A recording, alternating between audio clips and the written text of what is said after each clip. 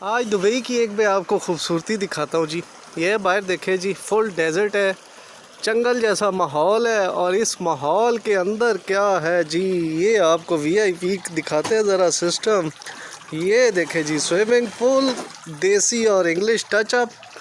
ये है जी स्वीट का मंदिर से आपको विज़िट करवाते हैं मज़ीद। फिर आप देखें, ये है जी अंदर सबसे पहले बाथरूम देखे जी, ऐसा लग्जरी बाथरूम आप सोच सकते हैं कि रेगिस्तान के मिड में होगा।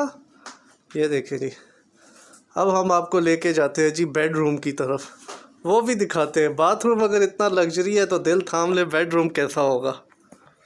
और ये हम आ गए जी बेडरूम के अंदर। ज़बरदस्त, क्या बात है भाई, चिल करे। आप कह रहे हो शायद मैंने एडिट की है पिक्चर वीडियो, भाई एडिट नहीं है। ये देखें, ये बाय डेजर्ट है जी, ये स्विमिंग पूल, और ये हूँ मैं। ओके।